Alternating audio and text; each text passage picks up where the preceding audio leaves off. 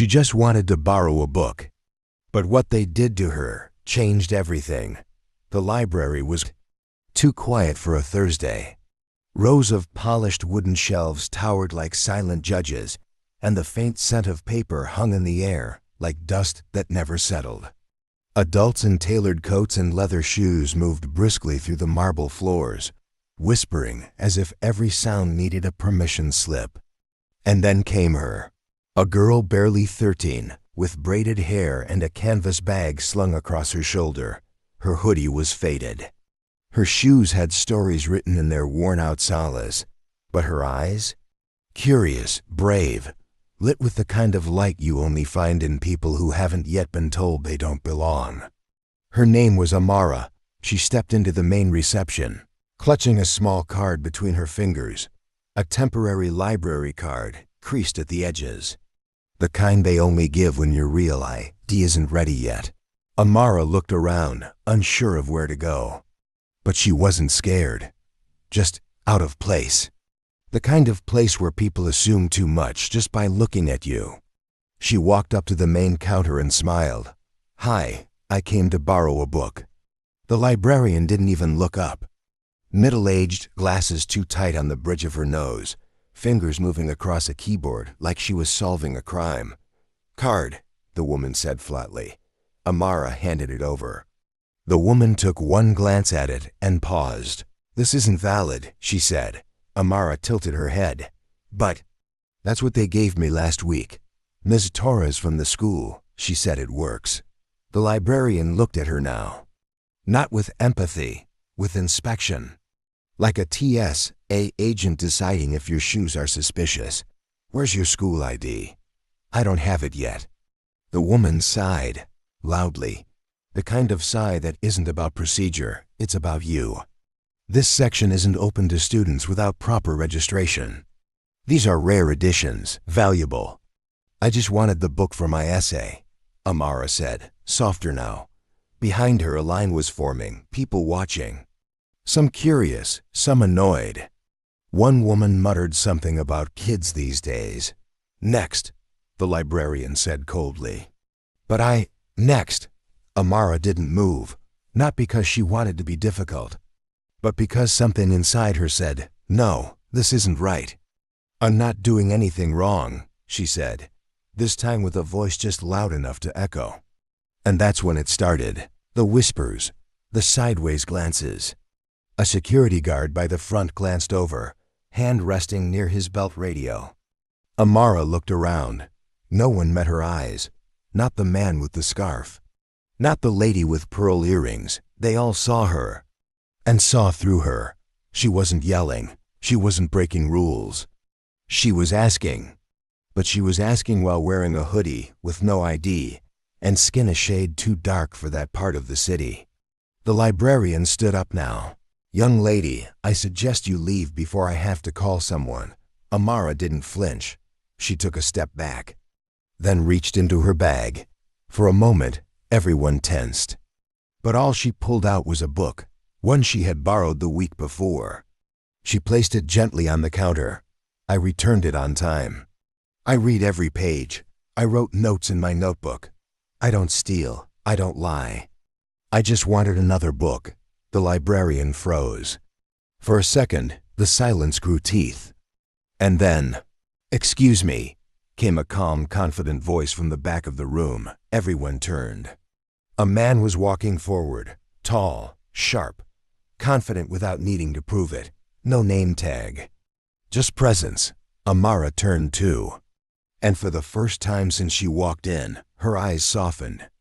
"Dad?" The librarian's mouth opened slightly. The man walked up beside his daughter, gently placing a hand on her shoulder. He looked at the librarian and said, without a hint of anger, "Would you deny her access if her last name were mine?" The woman blinked. I didn't know." "No, you didn't care." He pulled out a slim black wallet, revealing an ID, not flashy. But the seal on it made her heart stop. It read, "Director City Library Board." He smiled, but it wasn't warm. "Let's talk about policy, shall we?"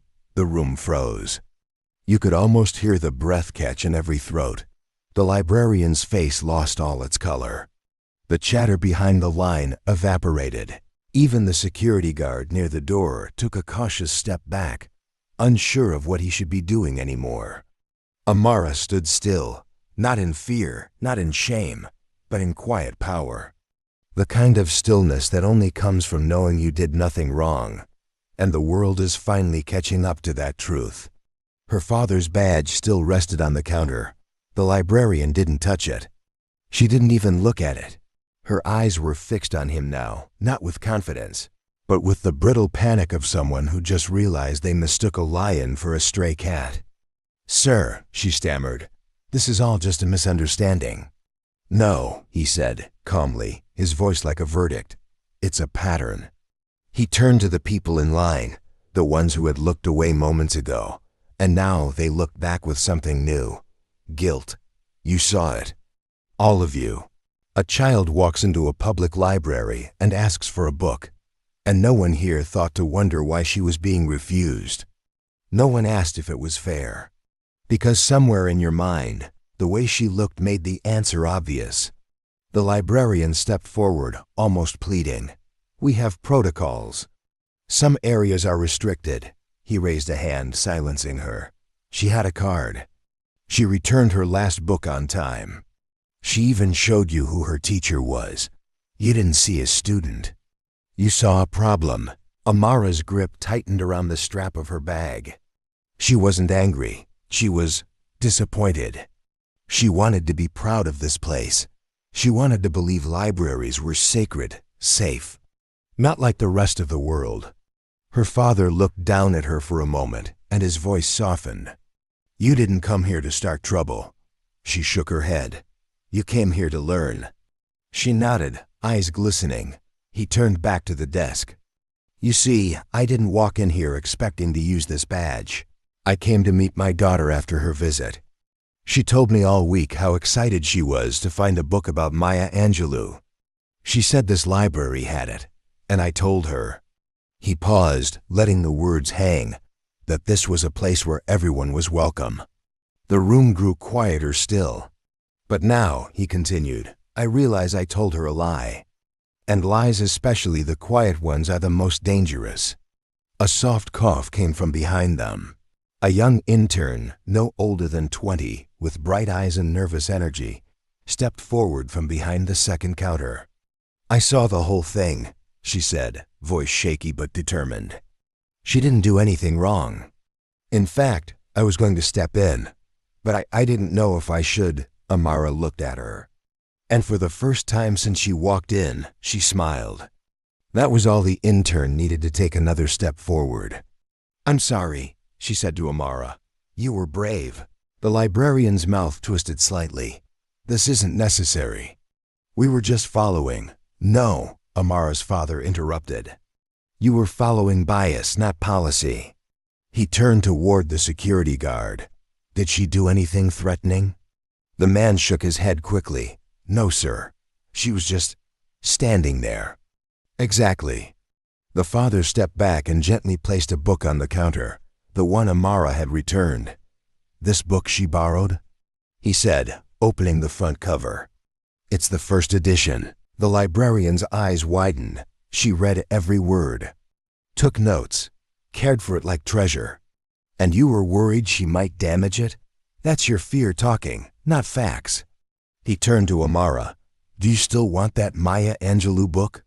Amara looked up at him. "Yes," he nodded. "Then we'll go get it together."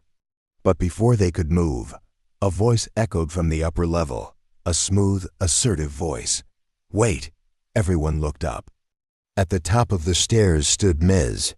Hartwell, the library's chief curator, a woman rarely seen, but whose decisions shaped everything about that building. She began to descend, her heels clicking softly on the stone steps. Every employee straightened up like soldiers at inspection. When she reached the bottom floor, she walked directly to Amara. "I saw the footage from the security room, and I heard the audio."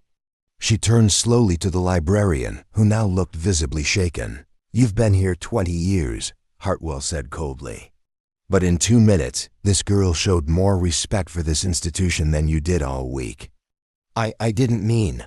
Hartwell raised a hand. You're suspended. Effective immediately. HR will call you within the hour. There was no drama, just consequence. Amara looked up at her father. He didn't smile. He didn't gloat.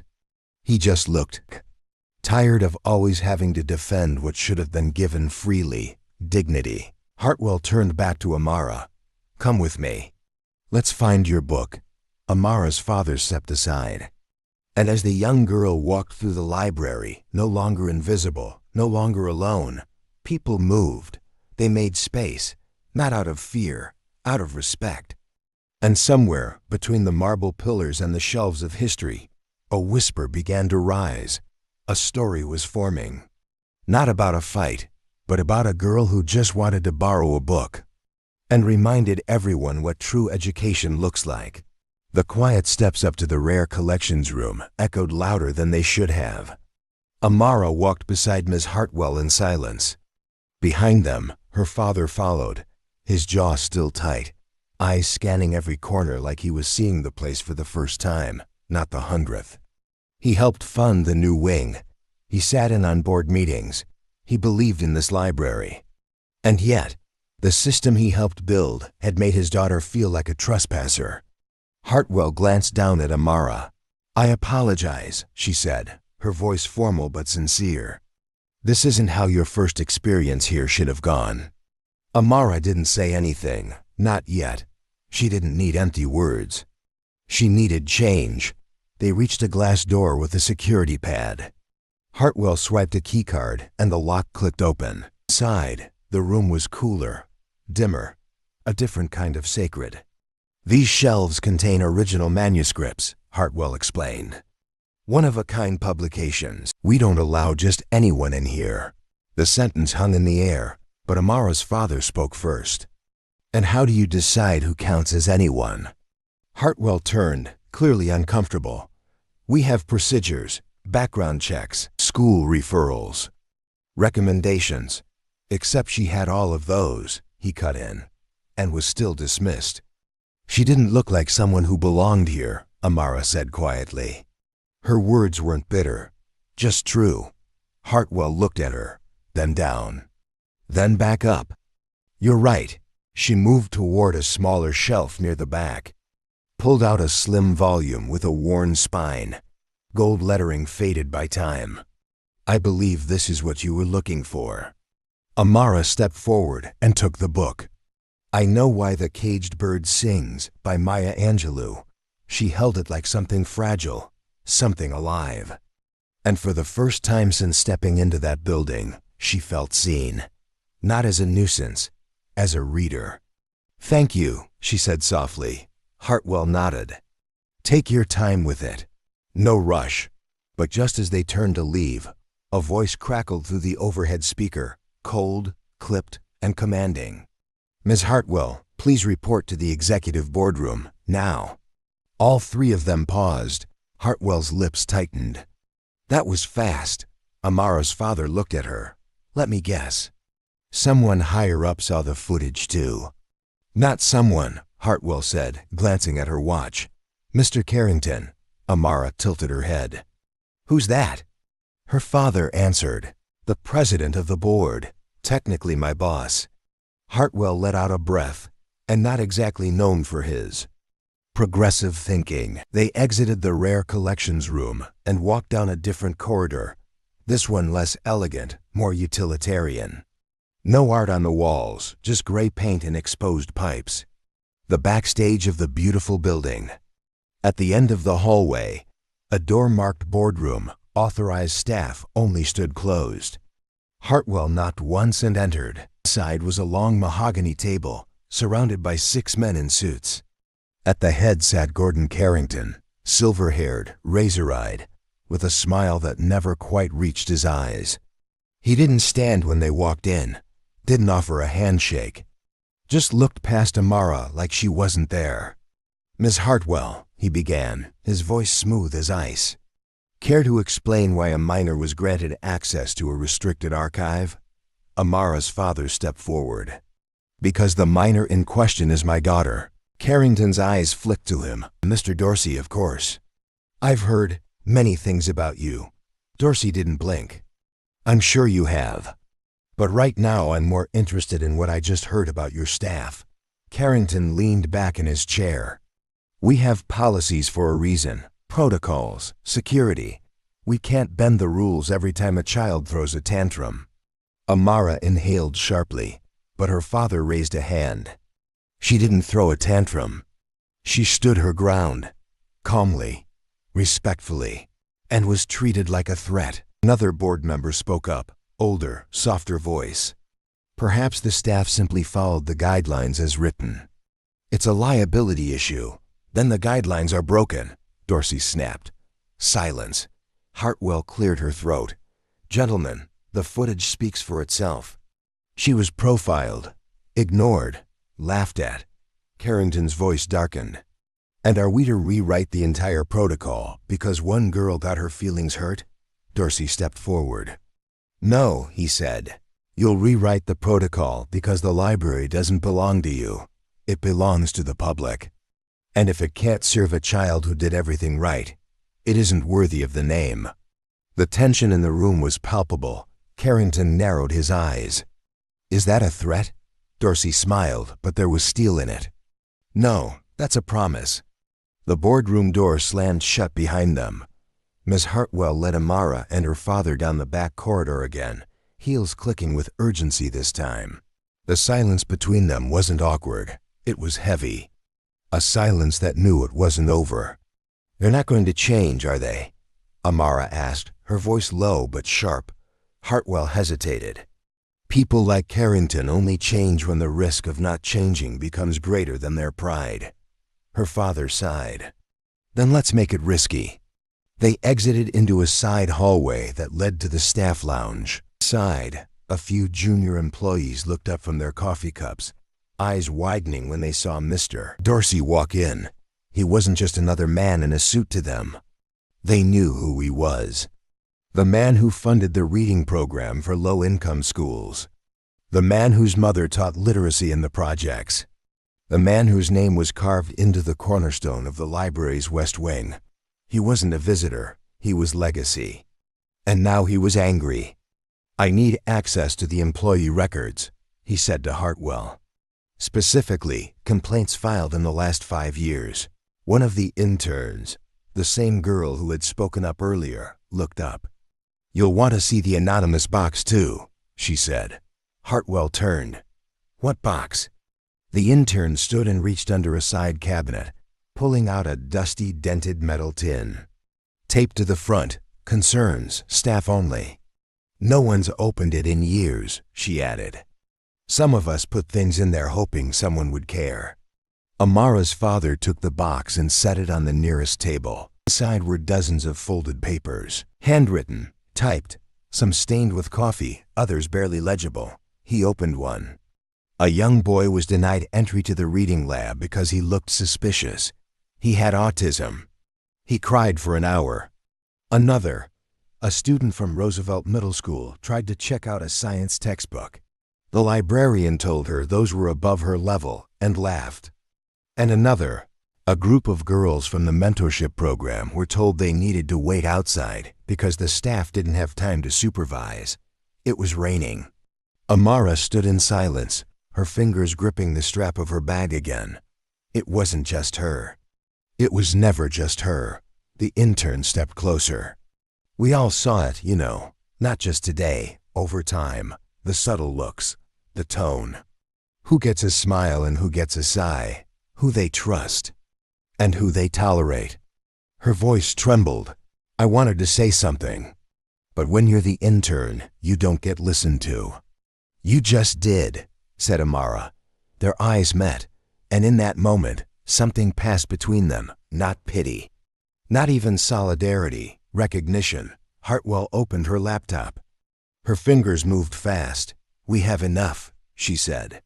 Enough to force a hearing, a disciplinary review, maybe even a public statement. But Amara's father shook his head. No, we don't need a statement. Hartwell blinked. Then what do we need? He turned to Amara. "Tell her." Amara hesitated, then spoke.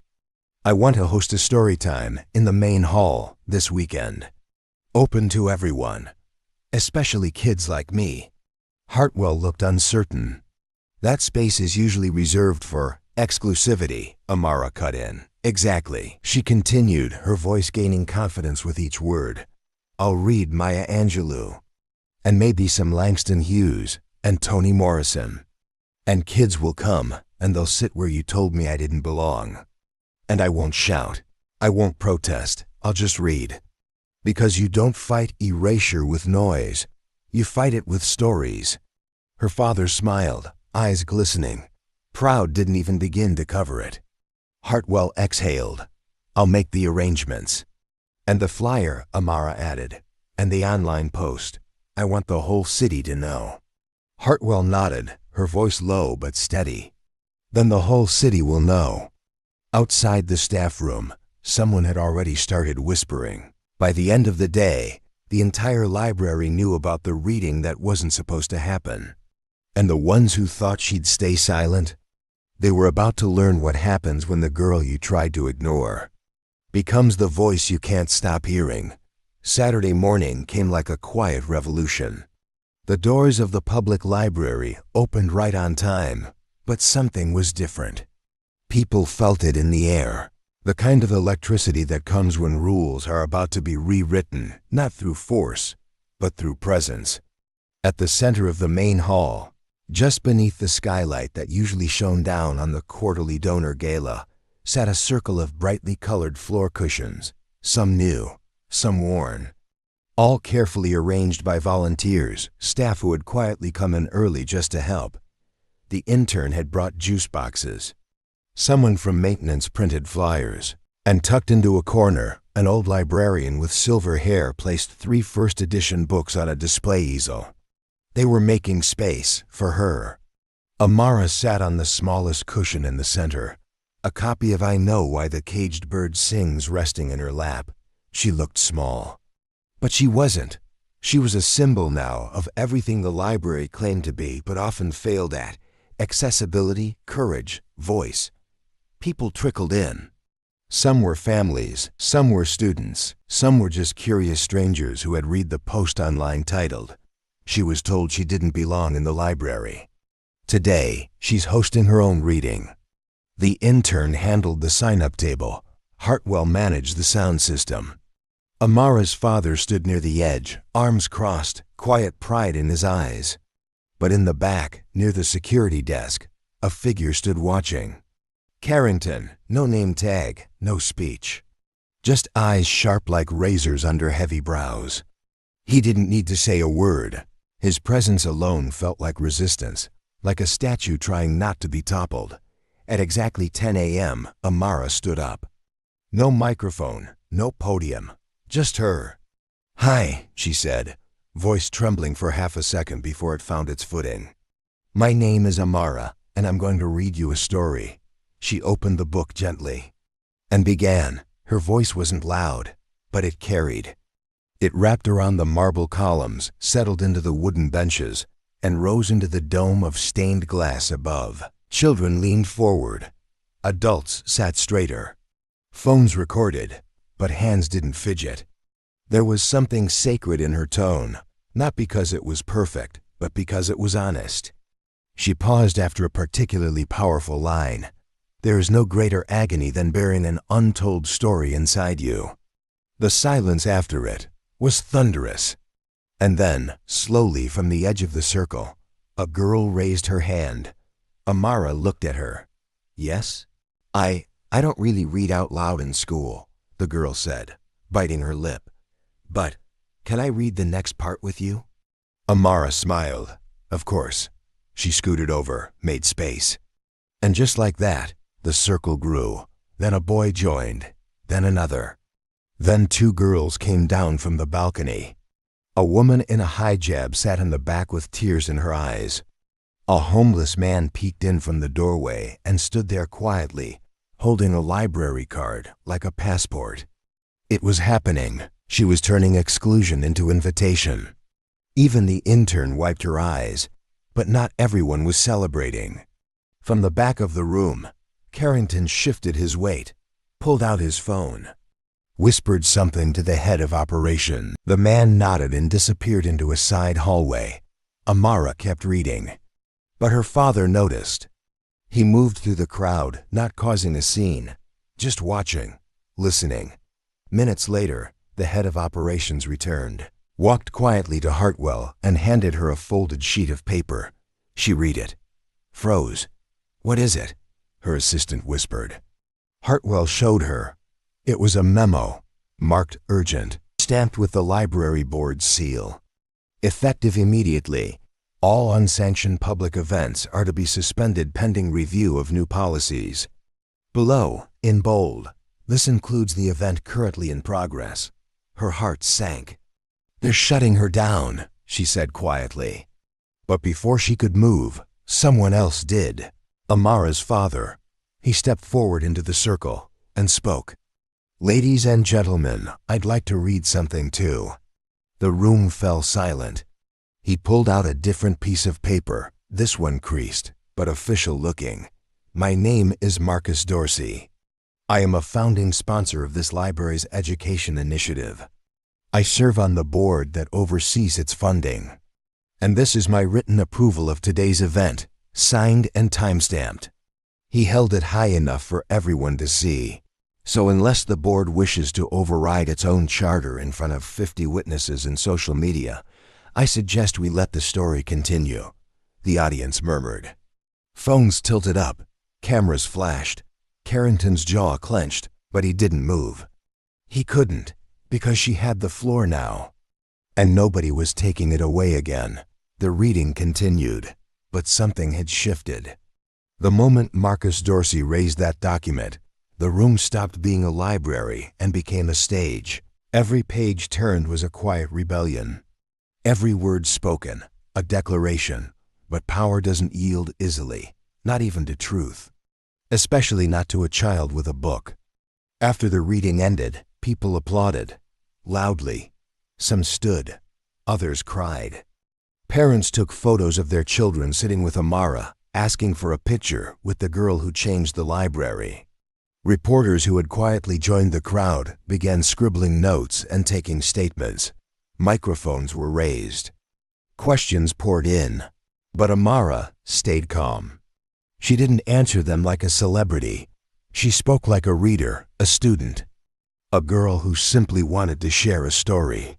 And yet, what was supposed to be a moment of inspiration had become a threat. Behind the scenes, Carrington was already on the phone. "We've lost control of the narrative," he hissed into the receiver. "She's everywhere. Twitter, TikTok, local news. If we don't contain this," the voice on the other end interrupted. "You mean her?" Carrington paused. "Excuse me? The problem isn't the event," the voice said. "It's the fact that a young black girl is being called the face of our institution, and that face wasn't chosen by us." Carrington leaned against the marble wall, silent. Then came the plan. They would issue a statement, reframe the event as a special exception, announce a new mentorship program, one they had no intention of funding, and quietly remove Amara from any future appearances under the guise of protecting her privacy. Classic corporate deflection. But they didn't count on what Amara did next. That night, she posted her own video. It wasn't fancy, no edits, no filter.